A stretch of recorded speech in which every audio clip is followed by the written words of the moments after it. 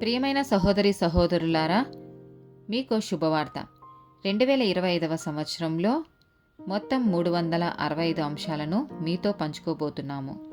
జనవరి 1వ తేదీ నుండి ప్రతిరోజు ఒక అంశము మరియు దానికి సంబంధించిన వాక్యమును పంచుకుంటాము. దయచేసి ఆ వాక్యములను వినండి, ధ్యానించండి మరియు ఆశీర్వదించబడండి. దయచేసి సబ్స్క్రైబ్ చేయండి మరియు మీ స్నేహితులతో పంచుకోండి. ధన్యవాదాలు.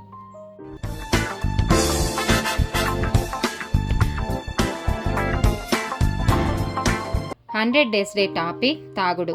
లేవియాకాండము 10వ అధ్యాయము 9వ వచనము.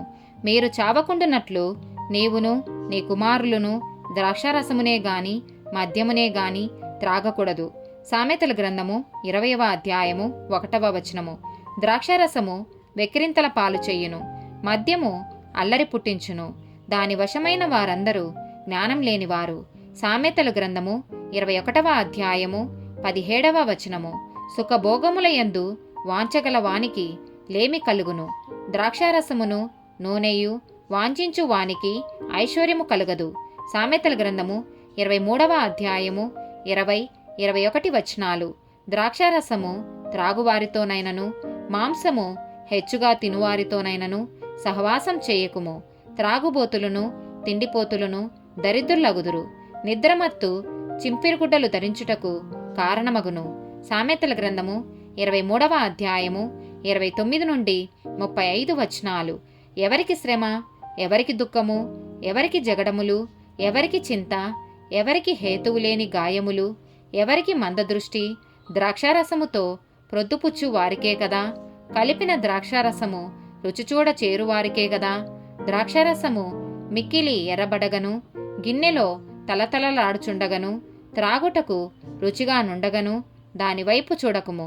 పిమ్మట అది సర్పము వలె కరచును, కట్లపాము వలె కాటువేయును.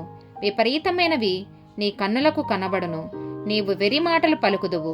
నీవు నడి సముద్రమును పండుకొను వాని వలె నొందువు, ఓడకొయ్య చివరను పండుకొను వాని వలె నొందువు. నన్ను కొట్టినను నాకు నొప్పి కలగలేదు, నా మీద దెబ్బలు పడినను నాకు తెలియలేదు. నేనెప్పుడు నిద్ర మేలుకొందును, మరలా దాని వెదకుదును అని నీవనుకొందువు. యెషయా గ్రంథము 5వ అధ్యాయము 11-12 వచనాలు. మద్యము త్రాగుదమని వేకువనే లేచి ద్రాక్షారసము తమకు మంట పుట్టించు వరకు చాలా రాత్రి వరకు పానము చేయువారికి శ్రమ. వారు సితార స్వరమండల తంబుర సన్నాయిలను వాయించుచు ద్రాక్షారసమును త్రాగుచు విందు చేయుదురుగాని యెహోవా పని యోచింపరు, ఆయన హస్తకృత్యములను లక్ష్యపెట్టరు. ఆమెన్.